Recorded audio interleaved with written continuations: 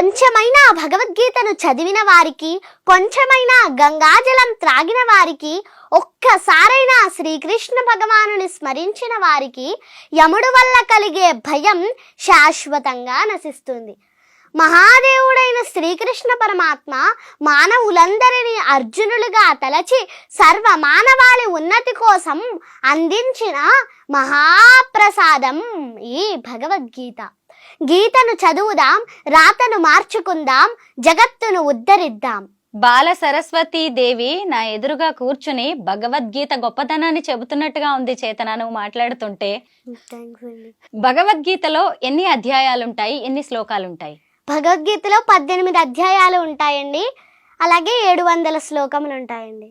చేతన, భగవద్గీతలోని కొన్ని శ్లోకాలని తాత్పర్యంతో సహా సారాంశంతో మాకు చెప్పగలవా? చెప్తానండి. యద్యదాచరతి శ్రేష్ఠః తత్తదేవేతరో జనః సయత్ ప్రమాణం కురుతే లోకస్తదను వర్తతే మయి సర్వాణి కర్మాణి సన్యస్యాధ్యాత్మచేతసా నిరాశీర్నిర్మమో భూత్వా యుధ్యస్వ విగతజ్వరః. అందుచేవో అర్జున, నన్ను గూర్చిన పరిపూర్ణమైన విశ్వాసముతో నన్నాశ్రయించి వినయముతో యుద్ధము చేయుము. శ్రేయాన్ స్వధర్మో విగుణః పరధర్మాత్ స్వనుష్ఠితాత్ స్వధర్మే నిధనం శ్రేయః పరధర్మో భయావహః. పరధర్మమును చక్కగా నిర్వహించుట కంటెను గుణరహితమైనను స్వధర్మమును ఆచరించుట ఉత్తమము. పరధర్మానుచరణము హానికరమైనను స్వధర్మానుచరణమునందు నాశనము పొందుటైనను ఉత్తమమైనదే. ధూమేనావ్రియతే వన్హిః యథాదర్శో మలేన చ యథోల్బేనావృతో గర్భః తదా తేనేదమావృతం.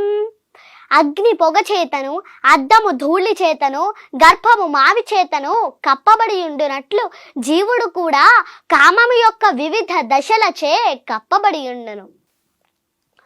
ఏ యథా మాం ప్రపద్యంతే తాంస్తథైవ భజామ్యహం మమ వర్త్మానువర్తంతే మనుష్యాః పార్థ సర్వశః. ఎవరు ఏ విధముగా నన్ను శరణు వేడుదురో వారిని ఆ విధముగా నేను అనుగ్రహింతును. ఓ పార్థ, ప్రతి ఒక్కరూ అన్ని విధములా నా మార్గమునే నడుచుచుందురు. యస్య సర్వే సమారంభాః కామ సంకల్ప వర్జితాః జ్ఞానాగ్నిదగ్ధ కర్మాణం తమాహుః పండితం బుధాః. చేతన, నువ్వేం చదువుతున్నావు? 4th class చదువుతున్నానండి.